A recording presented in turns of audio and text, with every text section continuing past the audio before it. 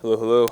Joe, before the Tiger Walk senior night, going over the student section, addressing them, I don't know if Tiger Stadium's ever seen a night like that. What did Saturday mean to you? It was so special for me and my family, having all of them on the field pregame. I got a little choked up when they called timeout and took me out. I got pretty emotional, so it was overwhelming for me. What was the rest of that night like after the game? As far as like leaving the locker room and going home, I just went to bed. I was tired, so I didn't do anything. Are you serious? Yeah, serious. You ever played an SEC football game? Yeah. You're pretty tired after a night game. So disappointing. Yeah.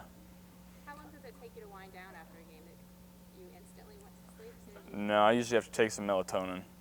Yeah, I'll be wired all night if I don't. Joe, you've worked so hard to get to this point, the games you've won, going to Alabama and winning. I mean, how important is it to finish the deal now that you're in the conference championship? This is what we've been working for. SEC championship is here, and we're playing a really good team. Obviously, best defense in the country, in my opinion. So it's a tall task for us, but this is what we work for, so we'll be ready for it. What sets their defense apart from, say, Auburn or Florida, especially Auburn? They don't have, they have I think the two best tandem safeties in the country. I don't think there's a group that's better than those guys, and you can tell how well coached they are. They're very sound in their scheme, and I think they really understand their scheme, which makes them so dominant. You said like when you play a team like this, and you fall back on the Auburn game and realize that not every scoring drive is going to happen. I don't want to go into a game thinking, not every drive is going to end in a score. I think we get disappointed if we don't score. So I think going into this game, we're going to keep our same mentality. We're going to attack. We're going to go fast. We're going to throw the ball down the field, but also understanding that this is one of the best defenses in the country. So you're going to have to take what the defense gives you and march the ball down the field. They're not going to give you anything easy.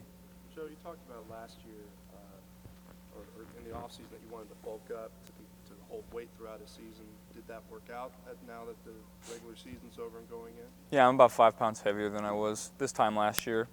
So I feel great, feel healthy, feel as big and as strong and as fast as I ever have. And Ed Ogeron was talking this morning about different approach this year in practice to kind of give you guys some time, different approaches. Jack's been a part of that with y'all. Could you talk a little bit about that and how that helped y'all this year? Yeah, I think it's been great for us as far as team speed. Saturday night they always track the miles per hour that everyone runs, and it was the fastest average that we've had all year. And I think that's credit to our guys, our coaching staff, understanding when they need to lay back a little bit and let our guys rest, and it showed on Saturday. Have there been times where you got rest just to kind of give you some time, and how did that help? Yeah, absolutely. I've been, resting my arm more than I usually have the last couple of years. Obviously, we're throwing the ball a lot more, so I needed a little bit more than the past. But yeah, I think we're all getting more rest. How less? Throwing, how less? Oh, I don't throw a lot on Mondays anymore. I'll throw one-on-ones or individual routes. And then, depending on how my arm's feeling on Tuesday and Wednesday, just kind of pick my spots here and there when I need the reps. I mean, you seem like a guy who likes to practice and go 100% all the time. How hard is that to play against that? Telling you to kind of take it easy. Yeah, I wouldn't say it's hard. When you get older, you understand, your body's starting to break down a little bit. You're getting older. You're not 18 years old anymore. But so you have to understand that it's what's best for the team. How many Sports Illustrated have you signed? Oh, God. I couldn't even tell you. So many. So you got to take a step back and realize where you are, though. I'm signing the cover of a Sports Illustrated because I'm on it, not just any Sports Illustrated. It's pretty special. Does that not seem real? Like, when you look at it, you're like, is that really me on there? Yeah. It doesn't. You always, growing up, obviously, I always wanted to be on the cover, and then I'm on the cover, and it's like, just ball. And there was no jinx, obviously. No jinx, hopefully. How do you you probably could go a lot of places anonymously. How has that changed over the course of the 2 years you've been here, and especially especially lately. Are you having to kind of like limit where you go and what you do now? Yeah, I mean, it's tough for me to go out and just have a meal with my family or have a meal with, my friends. But that's what comes with the success, and that's what comes with being 12-0 on a team like LSU and a place like Baton Rouge. So, I welcome it as much as I can. How do you want to approach this last week before the Heisman hype really locks in?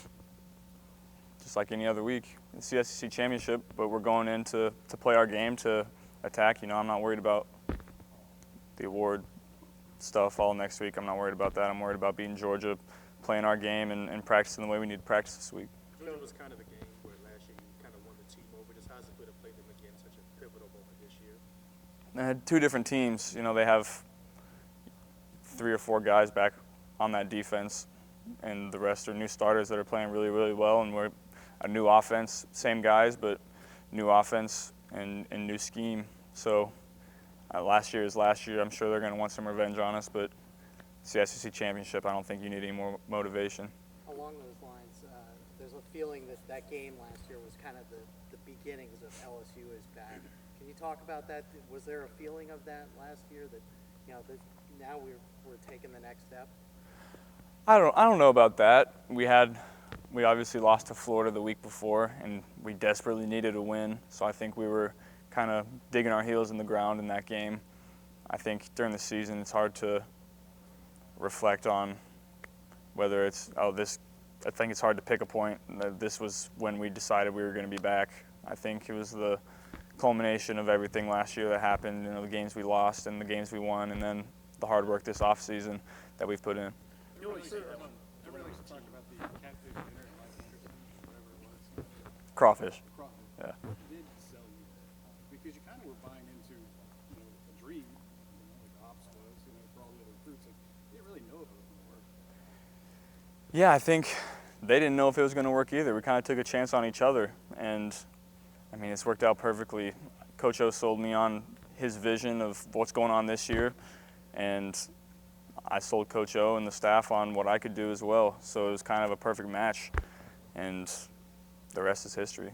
As far as Coach O goes, were players consciously aware of how it would be perceived when you guys beat a Tom Herman coach team or Jimbo Fisher coach team or Nick Saban coach team? And is it at all gratifying to have kind of done that trifecta on the way to where you are now for him? Or? Honestly, I haven't really thought about it. I'm sure, just like everyone, Coach O thinks about it probably, just like I think about beating teams that didn't recruit me or counted me out. But, I mean, we're 12-0. We're sitting on top of the world right now, and, we're going to try to go 13-0 this week. I think it's hard to – I think if you get too caught up in that, you risk, sitting on your laurels and losing a game. So I think we're just ready to get to Saturday. Right after you came out, Miles threw that touchdown. You went and shared a moment with him in the end zone. How cool was that for you too?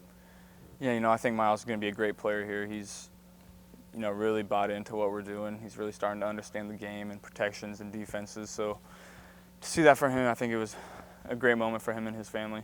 Texas A&M may not be the best team you've beaten, but from start to finish, it arguably was your best performance. How do you bottle that up and maybe carry it over to this game? Yeah, that was Texas A&M's not a bad team at all. They took Clemson 4 quarters, took Georgia and Alabama and Auburn 4 quarters.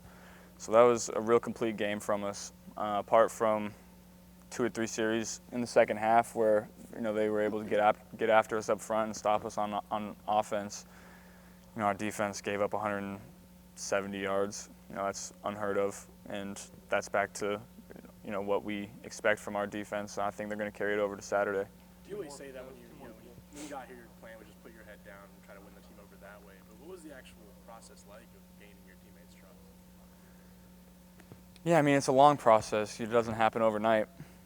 Just like I'm sure you didn't, when you first started working for your journal, they didn't trust you right away. You didn't trust them right away. It's a long process of people seeing your hard work and building trust on and off the field. So it's been a long process, but I think we're as close as any team that I've ever been around.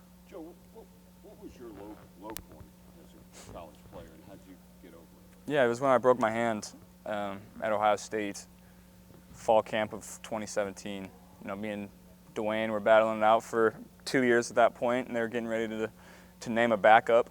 And the day after fall camp ended, I broke my hand, and I kind of knew it was over at Ohio State then. Didn't know what I was going to do. Couldn't throw. I tried to throw after 2 weeks, but there were wobbles all over the place because I broke my hand. My hand was that fat. I was trying to throw a football, but it was hard for me because I knew my time there was probably over, and I was trying to figure out what I was going to do. Thanks, guys.